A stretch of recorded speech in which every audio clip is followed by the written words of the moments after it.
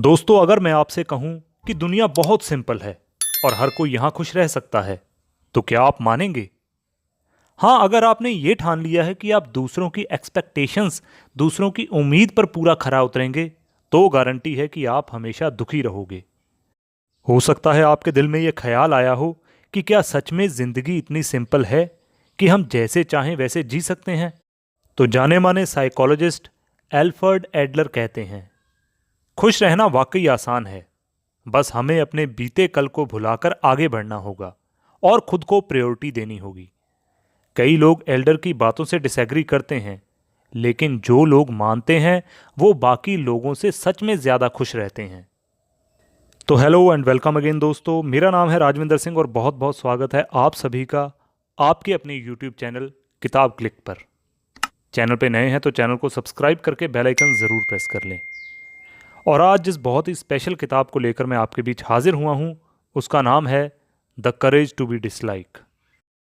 तो चलिए without wasting time शुरू करते हैं आज की समरी डैनी ट्रॉमा की कहानी के साथ। एक छोटे से शहर में लगभग 20 साल का एक नौजवान रहता था। जैसा कि इस उम्र में होता है, उसके मन में भी ढेर सारे सवाल थे। शहर के किनारे एक फिलोसोफर रहते थे जिनकी नॉलेज दूर दूर तक फेमस थी। उनकी सबसे अजीब टीचिंग थी कि जिंदगी बहुत आसान और इजी है। ये सुनकर नौजवान हैरान रह गया और सोचने लगा कि जिंदगी सिंपल कैसे हो सकती है जब दुनिया में इतनी प्रॉब्लम्स हैं। ड्रग्स, वॉर, गरीबी, पॉलिटिकल फाइट्स, क्या ये सब इजी हैं? ये फिलोसोफर तो पागल हो गया है।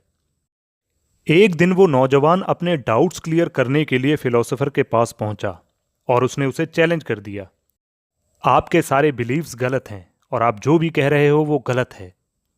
लेकिन फिलोसोफर जरा भी नाराज नहीं हुए, बल्कि उन्होंने गर्मजोशी से उनका वेलकम किया। अच्छा है कि तुम अपनी खुद की सोच रखते हो, ऐसा कहकर फिलोसोफर ने नौजवान को अंदर बुलाया।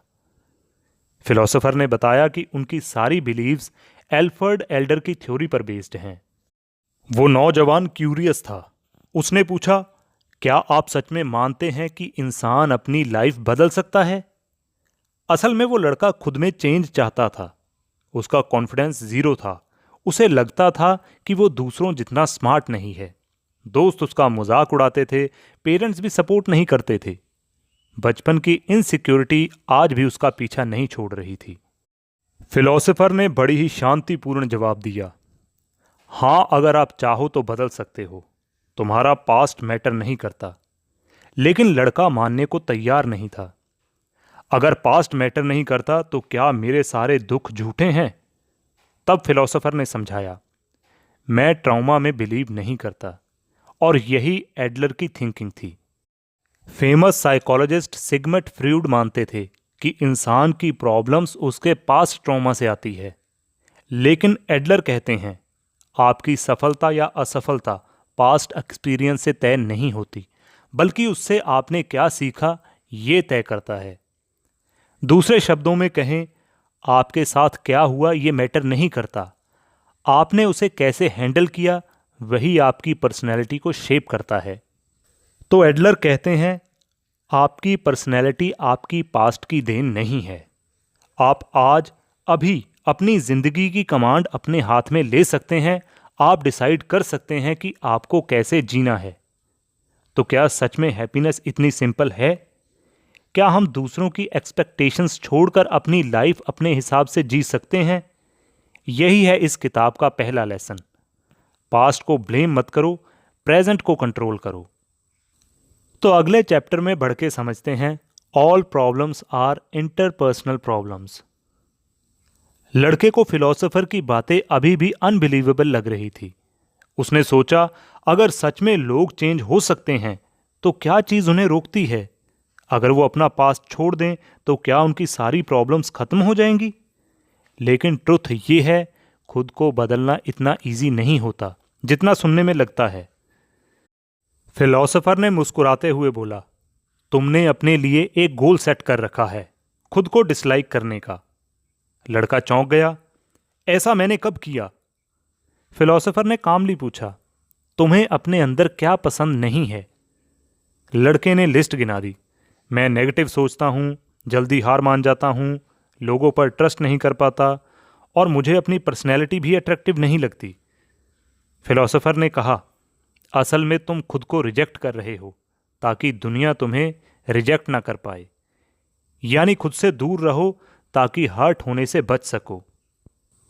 लड़का अकेले रहने लगा था क्योंकि उसे डर था कि कहीं लोग उसे पसंद ना करें। लेकिन दिल में एक ख्वाहिश भी थी, काश मुझे लोग प्यार करें, रिस्पेक्ट दें। प्रॉब्लम ये थी कि उसने कभी कोशिश ही नहीं की। एलोन रहना उसके लिए इजी ऑप्शन था। फिलोसोफर ने यहाँ साफ किया, जब आप दूसरों के साथ रिलेशन बनाते हो कभी ना कभी हर्ट भी होते हैं। परफेक्ट रिलेशन एग्जिस्ट नहीं करता, लेकिन अगर हर्ट नहीं होना चाहते तो जिंदगी भर अकेले रहना पड़ेगा, जो इम्पॉसिबल है। एडलर की फिलॉसफी ये साफ करती है, हर प्रॉब्लम की जड़ इंटरपर्सनल होती है। यानी आपकी पर्सनल प्रॉब्लम भी इनडायरेक्टली दूसरों से जुड़ी होती है। अगर आप दुनिया से बिल्कुल अलग थलग रहो तो शायद कोई प्रॉब्लम ही ना हो। लेकिन प्रैक्टिकल लाइफ में ये पॉसिबल नहीं है। लड़के को ये कॉन्सेप्ट थोड़ा अजीब लगा। क्या मेरी इंटरनल प्रॉब्लम भी दूसरों की वजह से है? फिलोसोफर ने अपनी रियल स्टोरी सुनाई। कभी मैं हाइट को लेकर इनसिक्योर था, लोग मजाक उड़ाते थे, मुझे इन्फीरियरिटी कम्प्लेक्स होता था। लेकिन फिर मैंने सीखा, ये सिर्फ मेरी सब्जेक्टिव फीलिंग है।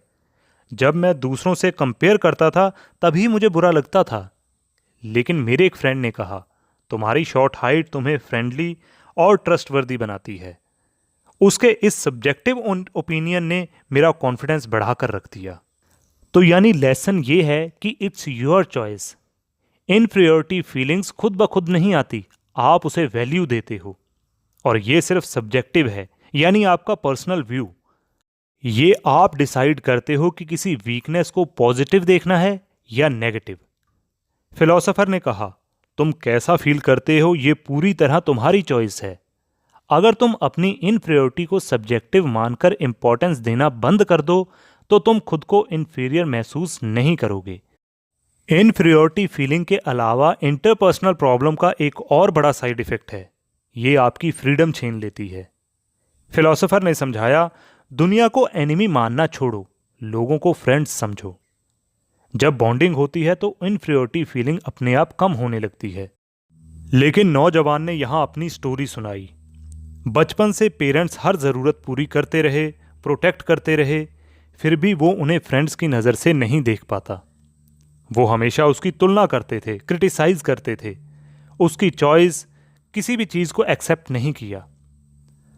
वो लड़का खुश भी नहीं था और दुखी भी नहीं, बस ट्रैप्ड महसूस करता था। शायद आपकी स्टोरी भी ऐसी ही हो, आप भी पेरेंट्स को खुश करने में लाइफ गुजार रहे हैं। अब फिलोसोफर ने पूछा, तुम्हें लाइफ में क्या चाहिए? लड़के ने कहा, अपनी पहचान ताकि लोग मुझे वैल्यू दें। लेकिन एडलर कहते हैं, लाइफ सिर्फ रिवॉर्ड और पनिशमेंट पर नहीं चलनी चाहिए। अगर कोई अच्छे काम की तारीफ ना करे तो क्या आप काम छोड़ देंगे? अगर कोई बुरे काम पर डांटे नहीं तो क्या आप करते रहेंगे?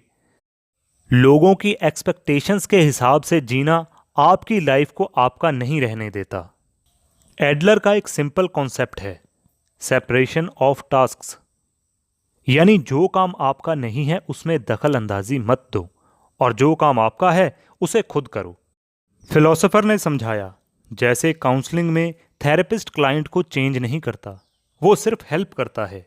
चेंज करना क्लाइंट का काम है। आप किसी को तब तक नहीं बदल सकते जब तक वो खुद चेंज ना चाहे। फिलोसोफर और नौजवान की बातचीत और गहरी होती गई। नौजवान का मानना था कि एडलर की फिलॉसफी के कई आइडियाज़ उसे सेल्फिश लगते हैं। उसे लगता था कि अगर इंसान सिर्फ अपने हिसाब से जिए तो ये दूसरों को इग्नोर करना होगा। फिलोसोफर ने पूछा, तुम्हारे हिसाब से सेल्फिश इंसान की निशानी क्या है? नौजवान ने कहा, जो सिर्फ अपने फायदे की सोचे, दूसरों के दुख दर्द से कोई मतलब ना रखे, वही सेल्फिश है। फिलोसोफर ने समझाया, असली सेल्फिशनेस सिर्फ अपनी मनमानी करना नहीं है। असली सेल्फिशनेस तब आती है जब आप हमेशा ये सोचते हो कि लोग आपके बारे में क्या कहेंगे। ऐसे लोग प्रेज हंग्री होते हैं, हमेशा दूसरों की एक्सपेक्टेशंस के हिसाब से जीते हैं। उनका पूरा फोकस इस पर होता है कि लोग खुश हैं या नाखुश, लोग क्या सोचेंगे। एडलर का कहना है, जब आप दूसरों की उम्मीदें पूरी करने की टेंशन नहीं लेते तब ही आप सच में फ्री होते हो। और जब लोग आपको पसंद ना करें फिर भी आप अपना काम करते रहो, तब आप सच में इंडिपेंडेंट हो। फिलोसोफर ने कहा, you are not the centre of the world. मतलब पूरी दुनिया आपके इर्द गिर्द नहीं घूमती। आप अपनी लाइफ के हीरो हो, लेकिन हर किसी की लाइफ के हीरो नहीं हो सकते। आप बस एक बड़ी कम्युनिटी के छोटे से सदस्य हो, a small drop in a big ocean. नौजवान सोचता था कि कम्युनिटी का मतलब बस मोहल्ला या सोसाइटी है, लेकिन फिलोसोफर ने बताया, आपका स्कूल, कॉलेज, ऑफिस, फैमिली, ये सब अलग अलग कम्युनिटीज़ हैं। आप सिर्फ एक कम्युनिटी का हिस्सा नहीं हो, आप कई कम्युनिटीज़ के मेंबर हो। प्रॉब्लम तब आती है जब इंसान अपनी आइडेंटिटी को सिर्फ एक कम्युनिटी से जोड़ लेता है। जैसे अगर कोई स्टूडेंट सोचता है कि उसकी पूरी वैल्यू सिर्फ स्कूल ग्रेड्स तय करती हैं, तो बुरे मार्क्स आने पर उसे लगेगा कि वो पूरी लाइफ में फेल हो गया है।